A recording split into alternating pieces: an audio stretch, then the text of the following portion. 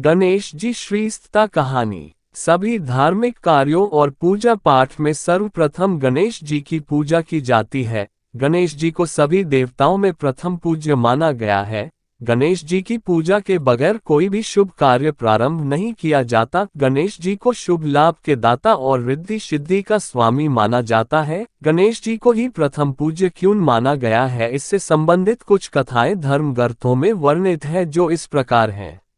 पूर्व काल में एक बार देवताओं ने माता पार्वती को अमृत से तैयार किया हुआ एक मोदक दिया, जिसे देखकर उनके दोनों बालक कार्तिकेय और गणेश माता से मोदक मांगने लगे। तब माता पार्वती ने उनकी बुद्धि को परखने के उद्देश्य से मोदक के महत्व का वर्णन करते हुए उनसे कहा कि तुम में से जो धर्माचरण के द्वारा श्रेष्ठता प्राप्त करके सर्वप्रथम सभी तीर्थों का भ्रमण कर आएगा, उसी को मैं यह मोदक दूंगी। माता की ऐसी बात सुनकर कार्तिकेय अपने वाहन मयूर पर आरूढ़ होकर शीघ्रता से चल दिए।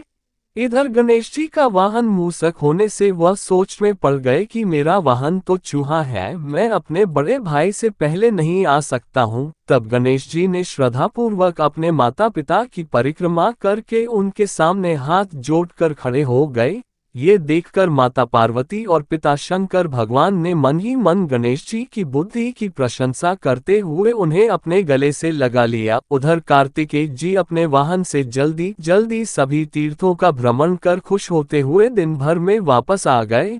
उन्होंने देखा कि गणेश तो पहले से ही माता पिता के पास बैठे हुए हैं।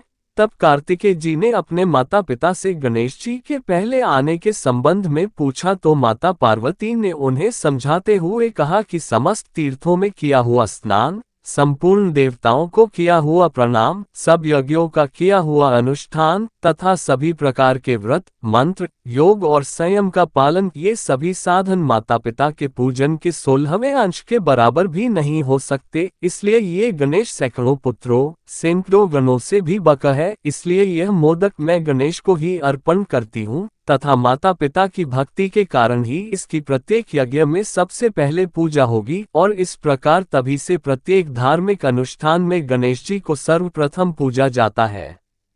एक अन्य कथा के अनुसार एक बार सभी देवताओं में विवाद हो गया कि उनमें श्रेष्ठ और प्रथम पूज्य कौन है। आपस में कोई निष्कर्ष ना निकलता देख सभी देवता त्रिदेव अर्थात ब्रह्मा, विष्णु, महेश के पास गए और पूरी बात बतलाई। देवताओं की बात सुनकर भगवान शिव ने कहा कि सभी देवताओं को पृथ्वी की परिक्रमा करनी होगी है, और जो सबसे पहले परिक्रमा कर वापस आएगा वही सबसे श्रेष्ठ कहलाएगा। भगवान शिव ने गणेश जी और गणेश जी के बड़े भाई कार्तिकेय जी को भी प्रतियोगिता में भाग लेने के लिए कहा। सभी देवता अपने अपने वाहनों पर सवार होकर निकल पड़े पृथ्वी की परिक्रमा करने। भगवान गणेश का वाहन चूहा था। गणेश जी ने पृथ्वी की परिक्रमा न करते हुए अपने माता पिता अर्थात भगवान शिव और माता पार्वती की परिक्रमा की और उनके आगे हाथ जोड़कर खड़े हो गए। इधर सभी देवता पृथ्वी की परिक्रमा करके लौटे और देखते हैं गणेश जी ने पृथ्वी की परिक्रमा न करके अपने माता पिता की परिक्रमा की है।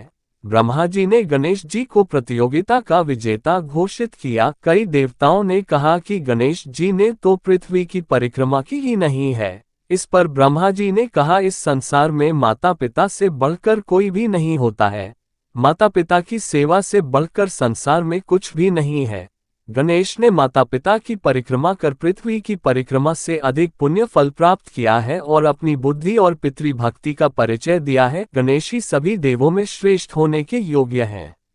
ब्रह्मा जी की बात सुनकर सभी देवताओं ने गणेश जी पर पुष्पों की वर्षा कर उन्हें प्रथम पूज्य के रूप में स्वीकार किया। तभी से सभी देवताओं में गणेश जी को श्रेष्ठ मानकर हर पूजा पाठ में सबसे पहले गणेश जी की पूजा की जाती है, और गणेश जी की पूजा के बिना कोई भी धार्मिक कार्य पूर्ण नहीं माने जाते हैं।